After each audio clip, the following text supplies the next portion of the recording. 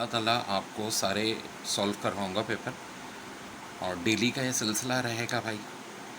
8 जुलाई को भी ये जो पेपर हुआ है आज, ठीक है, फिज़िक्स के सारे क्वेश्चन हैं, ये भी मैं आपको अब इसकी वीडियो दे रहा हूँ, ठीक है मेरे भाई। केमिस्ट्री में हर सब्जेक्ट की इंशाल्लाह आपको मेरे चैनल अमीन एजुकेशन पे मिलेगी। देखिए ये सवाल भी आया है पेपर में, when wave is reflected from rigid support the phase change will be equal to, तो करेक्ट आंसर है 180 डिग्री यानी पाई रेडियन, ठीक है, 180 डिग्री या pi radian. When a wave is reflected from rigid support the phase change will be equal to 180। देखिए जी बिल्कुल बहुत अच्छा सवाल है। Sound travel at 330 metre per second in an air. If a note of 150 Hz is struck on a piano, the wavelength of sound wave is, तो velocity को frequency से डिवाइड करो यानी 330 divide by 150, final answer 2.2 meter. तो बहुत simple सी बात है, velocity divide by frequency wavelength आ जाएगी। बड़ा अच्छा सवाल है। Vibrating string under a certain tension produce 100 vibration per second. Find the number of vibration produced per second when tension increase by 4 times. Tension increase by 4 times का मतलब क्या है? 4 का रूट जो कि होता है double. Tension double, tension double होने का मतलब है, देखो पास सिंपल सी बात है, फ्रीक्वेंसी की रिलेशन टेंशन से होती है स्क्वायर रूट ऑफ टेंशन। यहाँ कह रहे हैं टेंशन 4 टाइम बढ़ी है तो 4 का रूट फ्रीक्वेंसी कितने टाइम बढ़ेगी? 2 टाइम्स, डबल हो जाएगी। अभी फ्रीक्वेंसी कितनी दी हुई है भाई? 100, तो 100 को क्या करें? मल्टीप्लाई किससे कर दें? 2 से। करेक्ट आंसर आपका हो जाएगा 200। फिर देख लो, vibratory string under a certain tension produce 100 vibration per second, यानी ये फ्रीक्वेंसी होगी इसकी। Find the number of vibration produce per second when the tension increase by 4 times. तो 4 का रूट क्या होता है भाई? 2, ट्वाइस हो जाएंगी। हाँ, अगर टेंशन 9 टाइम्स होता तो 9 का रूट 3, 100 3 का 300 हो जाती। ये टेंशन 16 टाइम होता तो 4 टाइम बढ़ जाती, 25 होता तो 5 टाइम बढ़ जाती। देखिए बड़ा अच्छा सवाल था, सबसे अच्छा क्वेश्चन 2022 के टेस्ट का। 1 kg stone falling from 10 metre strikes the ground with velocity. एक ऑप्शन है 34.14, 24.14, 14.14। देखो एक बात सुनो, जब भी फ्री फॉल मोशन हो और इनिशियल वेलोसिटी 0, ये फार्मूला होता है VF square equal to 2GS। अब यहाँ पे देखो तो 2 इंटू 9.8 इंटू 10, 196। VF स्क्वायर 196 किसका स्क्वायर होता है भाई? 14 का होता है। तो इन ऑप्शन में से एक ही ऑप्शन है जो 14 के करीब है, 14 पॉइंट। तो ये बड़ी अच्छी MCQs है। In Stokes law viscous force is not proportional to coefficient of viscosity, radius of sphere, mass of sphere. तो देखो नॉट पूछा है ना, तो करेक्ट आंसर होगा मास ऑफ स्फीयर। फिर when omega is increasing then alpha and omega will be, तो correct answer है पैरेलल। ओमेगा इंक्रीज हो रहा है तो दोनों की रिलेशन क्या होगी? पैरेलल। वेरी वेरी ये बड़ा अच्छा है। To replace a bright fringe by next bright fringe the displacement of mirror is, बात मिरर की हो रही है, तो करेक्ट आंसर है lambda by 2। To interchange the fringe displacement of mirror in Michelson interferometer is, तो इसका करेक्ट आंसर होगा लैम्डा बाय 4। ठीक है जी। सिंपल हार्मोनिक मोशन पे एट एक्सट्रीम पोजीशन पूछा है। काइनेटिक एनर्जी 0 होगी, पोटेंशियल एनर्जी क्या होगी? मैक्सिमम। फिर पूछा है सेंट्रीपिटल एक्सेलेरेशन और टेंजेंशियल एक्सेलेरेशन के दरमियान में एंगल तो होता है θ90, they are perpendicular to each other. तो ऑब्स्टिकल जो होता है और जो बेंडिंग ऑफ लाइट कर देता है फिनोमेना डायफ्रैक्शन, और उसमें अगर फाइनाइट डिस्टेंस हो तो फ्रेस्नेल, इनफाइनाइट हो तो फ्रेनहोफर। एंगुलर डिस्प्लेसमेंट का यूनिट पूछा था रेडियन। फिर ये न्यूमेरिकल है, 4 से 4i माइनस 2j और ये 3i प्लस 4j। देखो डॉट प्रोडक्ट वाली बात है, ठीक है, तो सिंपल डॉट प्रोडक्ट की बात है यहाँ। 4 3 12, मैग्नीट्यूड नहीं निकालना है, -2 × 4 -8 यानी ये 4 जूल्स आ जाएगा। Resistance in flow of liquid is called viscosity. अब किलोवाट आवर पे 2 तरह से MCQs आई थी। एक तो आया था किसका यूनिट है, एक बार एनर्जी और वर्डन था, ठीक है, बोथ A एंड B। और एक बार आया था kilowatt unit is not the unit of kilowatt hour, तो ऑफकोर्स पावर का नहीं था, बाकी ऑप्शन एनर्जी और वर्क ही थे। अगर वेलोसिटी डबल हो जाए, मास 4 टाइम्स कम हो जाए तो काइनेटिक एनर्जी पे क्या फ़र्क पड़ेगा? देखो ये स्क्वायर हो गए, 2 का स्क्वायर 4, ये 4 टाइम्स कम हो गए, 4 4 कैंसिल हो जाएगा। आंसर क्या होगा? Remains the same. पहला सवाल, फ्रीक्वेंसी और टाइम पीरियड की प्रोडक्ट क्या होती है? तो याद रखो हमेशा 1 होती है। फ्रीक्वेंसी और टाइम पीरियड की प्रोडक्ट क्या होगी? 1 होगी। ब्रैक्स लॉ की statement 2d sin theta equal to m lambda. Diffraction की रेटिंग में 2 नहीं आता और d वहाँ डायफ्रैक्शन की रेटिंग होता है। Summation of torque equal to 0 का मतलब है कि बॉडी मूविंग है या इक्विलिब्रियम में, तो इक्विलिब्रियम, और ये सेकंड कंडीशन ऑफ इक्विलिब्रियम होती है। अब देखो एक सवाल आया था सिंपल पेंडुलम और सिंपल हार्मोनिक मोशन के हवाले से। उसमें ये था कि एट इक्विलिब्रियम पोजीशन इस तरह था, पोटेंशियल एनर्जी क्या होगी, काइनेटिक एनर्जी क्या होगी। तो सिंपल पेंडुलम हार्मोनिक मोशन में पोटेंशियल एनर्जी 0 होगी, काइनेटिक एनर्जी मैक्सिमम होगी। इन पूछा M L square T minus 2 किसकी डायमेंशन है? काइनेटिक एनर्जी की, वर्क की, एनर्जी की, तो ऑल ऑफ दैम। फिर एस्ट्रोनॉमिकल टेलीस्कोप की मैग्नीफिकेशन का फार्मूला है F0 अपॉन F। फिर पूछा है projection of A on B का फार्मूला, तो ये बहुत डिटेल में हमने किया था, A dot B divide by B का मैग्नीट्यूड। फिर फोर्स और टाइम इंटरवल की प्रोडक्ट किसके इक्वल होती है? जी इम्पल्स के इक्वल होती है। फिर पूछा है फाइनल इमेज कंपाउंड माइक्रोस्कोप का क्या होगा? इन्वर्टेड होगा। अच्छा जी, अगर एंगुलर मोमेंटम कांस्टेंट है तो इसका क्या मतलब होता है? इसका मतलब होता है टॉर्क का समेशन 0 है। फिर फ्रिंज स्पेसिंग का फार्मूला हम देख चुके हैं, लैम्डा एल अपॉन डी। कह रहे हैं अगर डी डिक्रीज होगा तो fringe spacing of course increase होगी यार। देखो ना, डिनोमिनेटर डिक्रीज होता है तो वैल्यू क्या होती है? हमेशा इंक्रीज होती है, जहन में रखना है। बड़ा अच्छा सवाल है, car start from rest attain speed 20 meter per second on a frictionless incline plane at 30 degree, the acceleration is. अब मेजॉरिटी तो डाटा देख के परेशान हो जाती है कि करना क्या है। ओ भाई, इंक्लाइन प्लेन का जब भी सवाल आता है हमें ये करना होता है, a equal to g sine theta, और थीटा 30 है, साइन 30 कितना होता है? हाफ।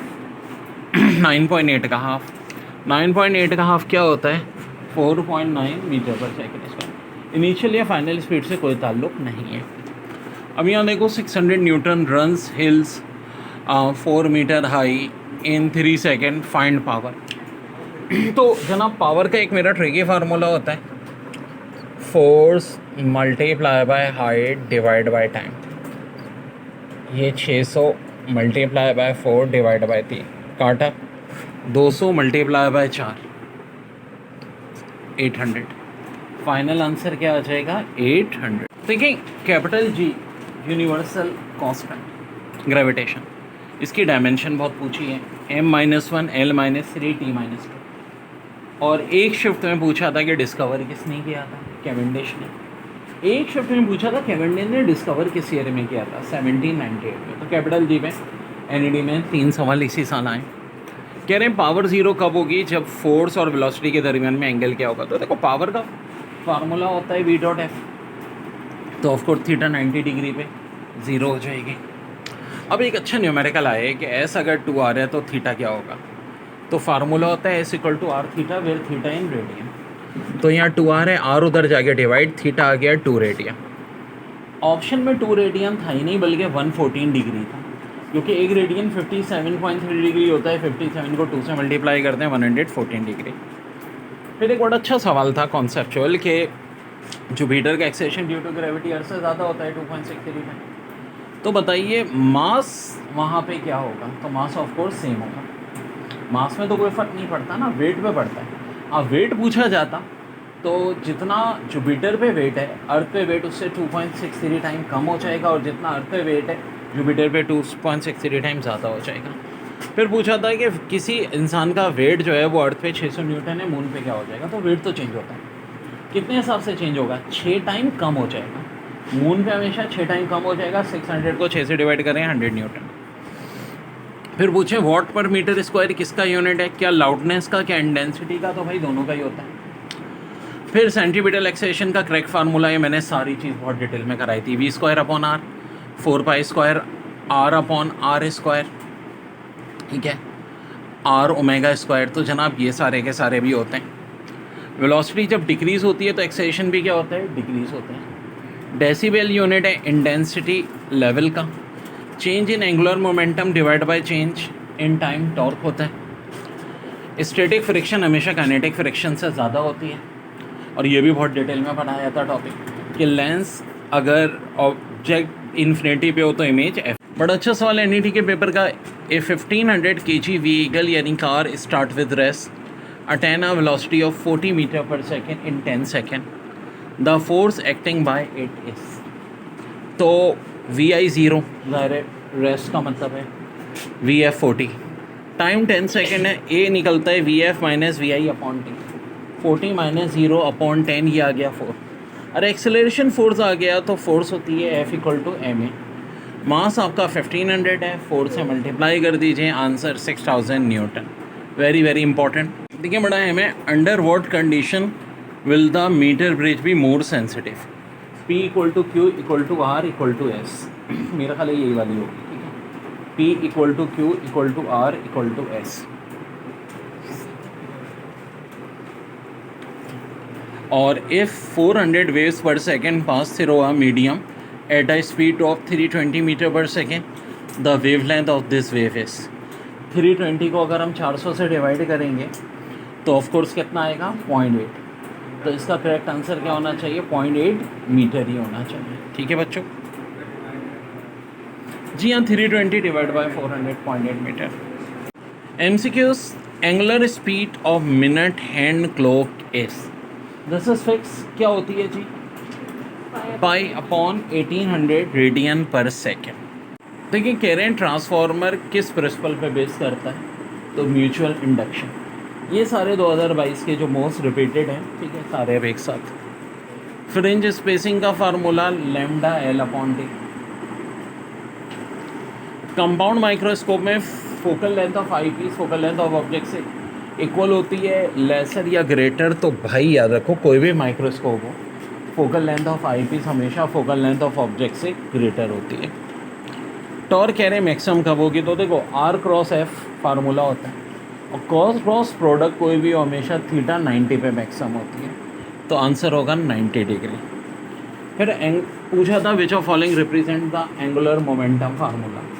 तो देखो एंगुलर मोमेंटम वैसे तो एम वी आर होता है, लेकिन एक और भी इसकी फॉर्म होती है, वो होती है एम आर स्क्वायर ओमेगा। तो इन्होंने एम आर स्क्वायर ओमेगा वाला ही ऑप्शन दिया हुआ था, तो वही हमारा करेक्ट है। अगर दोनों दिए होंगे तो बोथ एम भी हो जाएगा। फिर कह रहे हैं लाइट न्यूक्लियाई से हैवी न्यूक्लियाई में जो कन्वर्ट होता है वो प्रोसेस क्या कहलाता है? फ्यूजन। हैवी से लाइट फ्यूजन। फिर वर्डन मैक्सिमम कब होता है जी? कितने एंगल पे? तो थीटा 0 पे, क्योंकि हम कहते हैं F dot D, वर्डन into displacement, dot product हमेशा 0 पे मैक्सिमम होती है। एस्ट्रोनॉमिकल टेलीस्कोप की लेंथ का फार्मूला पूछा था, F not plus F E.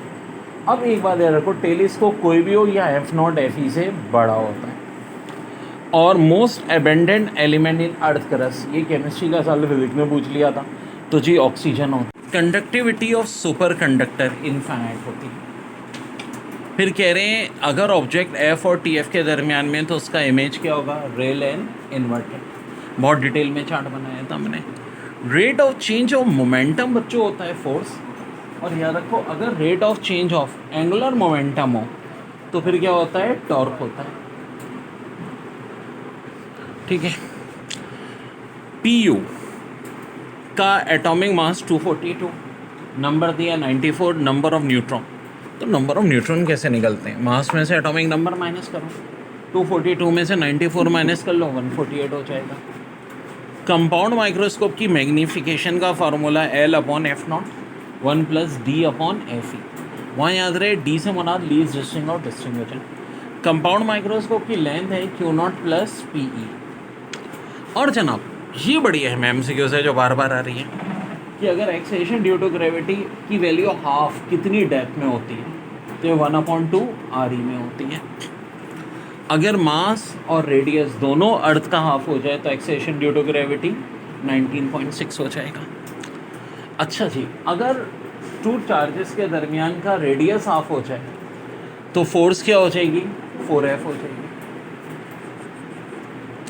4F हो जाएगी। इसी तरह मास अगर 500 ग्राम में, ठीक है, V3I + 4J, तो काइनेटिक एनर्जी आएगी 6.25 जूल्स। फिर पूछ रहे हैं लाइट ईयर किस का यूनिट है, टाइम का यूनिट नहीं, डिस्टेंस का है, और इसकी वैल्यू होती है 9.46 इंटू 10⁻15 मीटर।